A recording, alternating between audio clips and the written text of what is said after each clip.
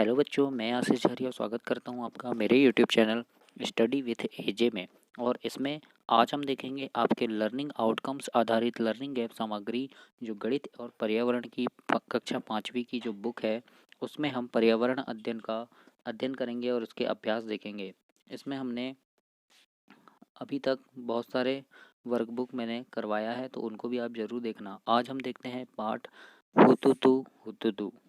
इसके पहले की वीडियो में मैंने इसके पहले के पूरे अभ्यास कराया है और आपके गणित की, हिंदी की, अंग्रेजी की सारी वर्कबुक मैंने इसमें कराया है। तो आपको वीडियो पसंद आए तो चैनल को ज़रूर सब्सक्राइब कीजिए दोस्तों, और अपने सारे दोस्तों तक भी इसको शेयर कीजिए ताकि आपको ऐसी ही वीडियो और भी देखने को मिले।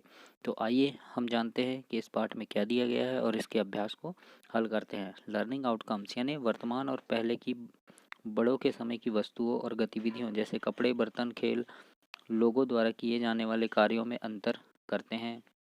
अच्छे बुरे स्पर्श, जेंडर के संदर्भ में परिवार, कार्य, खेल, भोजन के संबंध में रूढ़िवादिताओं जैसे परिवार तथा विद्यालय में भोजन कार्यों के बंटवारे, पानी के दुरुपयोग, अपव्यय, इन पर आवाज़ उठाते हैं। इनमें हम देखते हैं। पाठ का नाम है हुतुतु हुतुतु। विषय वस्तु है खेल और खेलों के नियम, यानी हम यहाँ खेल और खेलों के नियम के बारे में जानेंगे।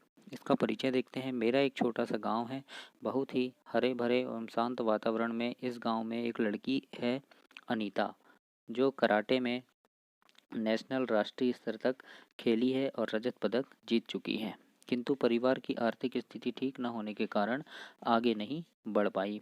अनीता की तरह ही कई लड़कियां हैं जो खेल में अच्छा प्रदर्शन करती है, किंतु समाज की रूढ़िवादिताओं के चलते आगे नहीं बढ़ पाती।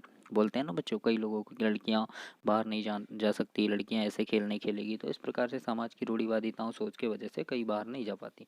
ऐसे कई खेल हैं जिन्हें लड़कियों को देखने खेलने से मना कर दिया जाता है, जैसे कबड्डी, क्रिकेट, हॉकी, जूडो आदि। ये खेल हैं जो आपसी मतभेद और झगड़े को सुलझाकर जीवन को असंयमित बनाते हैं। अनीता का मानना है कि खेलों से शरीर और दिमाग दोनों ही अच्छी कसरत हो जाती है, और क्योंकि कबड्डी, क्रिकेट, कराटे जैसे खेलों में आँख, हाथ, पैर, श्वास का ज़बरदस्त तालमेल रखना होता है। लड़कियों को यदि आगे बढ़ने का अवसर मिले तो वे ओलंपिक में भी पदक जीतकर ला सकती हैं, किंतु ये सब परिवार, समय के साथ सहयोग से ही संभव है। अनीता ने बताया कि खेलों के दौरान उसके जीवन में कुछ मज़ेदार घटनाएं भी घटी। कराटे के अलावा उसे खो खो खेलना भी पसंद है ना। और क्या बोला, इसके अलावा कोच से मार्गदर्शन ले रही है। कोच ने उसे बताया कि प्रत्येक खेल के लिए कुछ नियम होते हैं जिसका सभी को पालन करना होता है। नियम जितने खेलों के लिए आवश्यक है उतने ही हमारे जीवन के लिए भी हैं। अब आइए हम जानते हैं वर्कशीट अभ्यास। प्रश्न पहला है, खेल खेलते समय यदि आपकी टीम के बीच झगड़ा हो जाए तो आप अपने झगड़े को कैसे सुलझाएंगे? सोच समझकर सबसे अच्छा उपाय लिखना है। तो देखिए यहाँ पे पहला लिखा है, उन्हें शांत भाव से बात करने को कहेंगे। दूसरा है, उन्हें जादू की झप्पी गले लगने के लिए भी कहेंगे। उन्हें हाथ मिलाने को कहेंगे, या उन्हें एक दूसरे को मीठा खिलाने को कहेंगे। वैसे तो ये सभी सही हैं, लेकिन सबसे ज़्यादा उपयुक्त क्या है, उन्हें शांत भाव से बात करने को कहेंगे। ये सबसे ज़्यादा उपयुक्त है, तो इसमें हमको सही का निशान ऐसे लगाना है बच्चों। उसके बाद हम देखते हैं प्रश्न नंबर दूसरा। गरिमा क्रिकेट खेलते समय गिर गई, उसके पैर में चोट लग गई और खून बहने लगा। तो आप जो घरेलू उपाय करेंगे उस पर सही का निशान लगाना है। तो देखो, जब चोट लग जाए तो हम क्या करते हैं, हल्दी का लेप लगाते हैं, फिर फर्स्ट एड बॉक्स लेकर आएंगे, फिर बाद में डॉक्टर के पास लेके जाते हैं, है ना। आप उसे ऐसे ही छोड़ देंगे तो नहीं, ये गलत है। तो ये तीनों सही है, लेकिन पहले हल्दी का लेप लगाएंगे, फिर फर्स्ट एड बॉक्स लेकर आएंगे और फिर डॉक्टर के पास ले जाएंगे। तो इस प्रकार से इनमें आप सही का निशान लगा लीजिए। प्रश्न नंबर तीसरा बच्चों, नीचे कुछ शब्द दिए हैं, उनमें से छांटकर बताइए कि नीचे लिखे किस खेल से संबंधित है। तो देखिए यहाँ पे विकेट, गेंद, बल्ला, हॉकी स्टिक, हुतुतु, पिच, गोल करना, एम्पायर, गोलकीपर, उद्घोषक, आउट, लेग आउट। तो हमको बताना है कि ये किस खेल से संबंधित है। यहाँ क्रिकेट, कबड्डी और हॉकी 3 खेल के नाम है। तो क्रिकेट से संबंधित क्या है, देखो विकेट है ना, यानी स्टंप, गेंद, बल्ला, पिच, एम्पायर और आउट, ये क्रिकेट से संबंधित है। इसके बाद देखिए हुतुतु, उद्घोषक, आउट और लेग आउट, ये कबड्डी से संबंधित है। अब हॉकी से, हॉकी स्टिक, गोलकीपर और गोल करना, ये किससे संबंधित है बच्चों, हॉकी से। तो इस प्रकार से आपको यहाँ लिखना है। प्रश्न नंबर 4 है बच्चों, आप बहुत सारे खेल खेलते हैं, नीचे बनी तालिका में दिए गए खेलों को छांटकर लिखिए। तो यहाँ पे देखो खो खो, कबड्डी, शतरंज, क्रिकेट, फुटबॉल, है ना, घोड़ा, बदम, चाई, पीछे देखो मारकाई, है ना, आष्टा, चंगा, कैरम, सांप सीढ़ी और हैंडबॉल। तो इनमें से हमको छांटकर लिखना है बैठकर खेले जाने वाले खेल और खड़े होकर खेले जाने वाले खेल। तो पहले देखते हैं बैठकर खेले जाने वाले खेल में शतरंज आ जाएगा, अष्टा चंगा आ जाएगा, यानी 8 गोटी रहती है उनमें से खेलते हैं, फिर कैरम आ जाएगा, फिर सांप सीढ़ी आ जाएगा। और खड़े होकर खेले जाने वाले खेल में खो खो, कबड्डी है, क्रिकेट है, फुटबॉल है ना, घोड़ा, बदम, चाई, पीछे देखो मारका, ये भी है, और हैंडबॉल बचपन में सब खेले हैं बच्चों, आप भी खेलते होंगे। प्रश्न नंबर 5 दिया गया है कि मध्य प्रदेश के होशंगाबाद जिले में रहने वाले विवेक सागर टोक्यो ओलंपिक के रजत पदक विजेता हैं। इन्होंने मुख्यमंत्री शिवराज सिंह चौहान द्वारा 1 करोड़ रुपए की धनराशि तथा डीएसपी के पद सुशोभित किया है। इनके पिता एक सरकारी शिक्षक तथा माता गृहिणी है। ये एक कच्चे घर में रहते थे। इनका सपना अपनी माँ को एक पक्का घर देना था। सब इन्हें मध्य प्रदेश सरकार द्वारा 1 करोड़ रुपए की धनराशि प्राप्त हुई तो इन्होंने अपने सपने को साकार किया। पहला प्रश्न है इसमें, आपको विवेक सागर की कौन सी बात अच्छी लगी? तो हम यहाँ लिख सकते हैं कि छोटे से गांव के रहने वाले विवेक सागर ने ओलंपिक में रजत पदक जीता, है ना, ये बात अच्छी लगी। और इन्होंने अपने माता पिता के लिए पक्का घर बनाकर अपना सपना और उनका सपना दोनों पूरा किया, ये बात हमें अच्छी लगी। इस प्रकार से आपको यहाँ लिखना है बच्चों। प्रोजेक्ट कार्य देखते हैं, आपको नीचे चित्र में दर्शाया गया है। आपको इसमें खेल का नाम तथा दिए गए बॉक्स में किस व्यक्ति को क्या कहते हैं ये लिखना है। तो खेल का नाम हमने लिख दिया क्रिकेट। अब देखो ये एक व्यक्ति खड़ा है, इसको बोलते हैं हम एम्पायर, तो यहाँ लिख दिया हमने एम्पायर, है ना।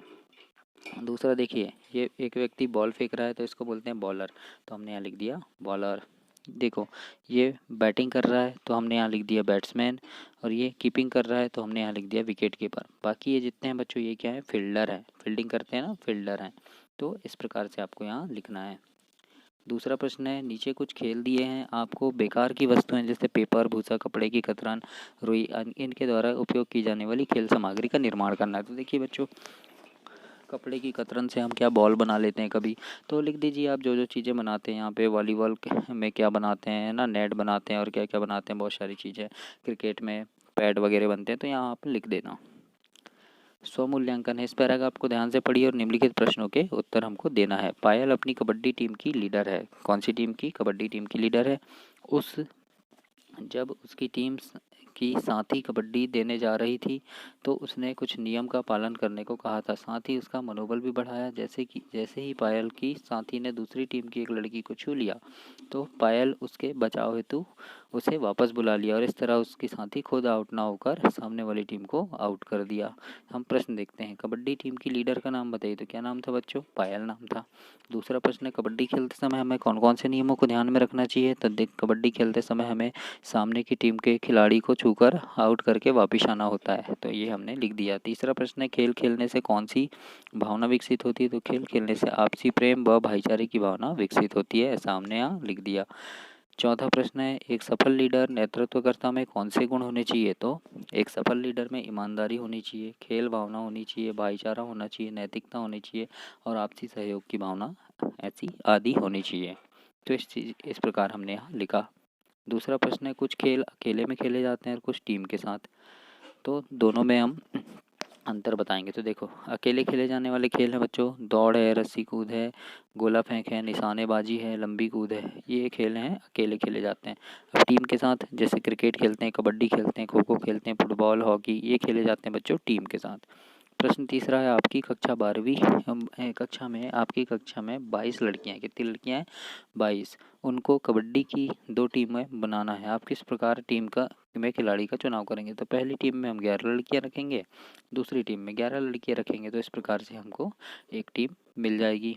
चौथा प्रश्न है, आपके विद्यालय में खेले जाने वाले खेलों की सूची तैयार करें जो रंग चीज़ों को छूकर खेलते होंगे। तो देखो, सांप सीढ़ी को हम छू के खेलते हैं, लूडो छू कर खेलते हैं, है ना, रंग चार्ट है, रंग चार्ट खेलते हैं तो हम छू कर खेलते हैं, रंगों के नाम बताते हैं तो छू कर बताते हैं, शतरंज में छू कर खेल खेलते हैं, तो ऐसे नाम लिख देना। अपने शिक्षक की मदद से आपके राज्य के उन खिलाड़ी के नाम लिखिए जिन्होंने ओलंपिक में पदक जीता है। तो देखिए जैसे विवेक सागर है, इन्होंने जीता है रजत पदक ओलंपिक में। फिर ऐश्वर्य प्रताप सिंह है, इन्होंने भी जीता है। गौरांशी है, इन्होंने डेक ओलंपिक में स्वर्ण पदक जीता है। तो इस प्रकार से और भी अगर नाम आपको पता है तो आप लिख दीजिएगा। इस प्रकार से ये आपका अभ्यास समाप्त हुआ दोस्तों, और पर्यावरण के मैंने पूरे अभ्यास करा दिया है। तो आप इन वीडियो को ज़रूर देखें और अपने सारे दोस्तों तक भी इसको शेयर करें। और आपकी हिंदी की, गणित की और अंग्रेजी की सारी वीडियो मैंने अपने चैनल में कराया, तो प्लेलिस्ट में जाकर देखें बच्चों। और अगर आपको सब अच्छा लगता है तो मेरे चैनल को ज़रूर से सब्सक्राइब करें, आपको ऐसी ही वीडियो और भी मिलती रहेगी। धन्यवाद।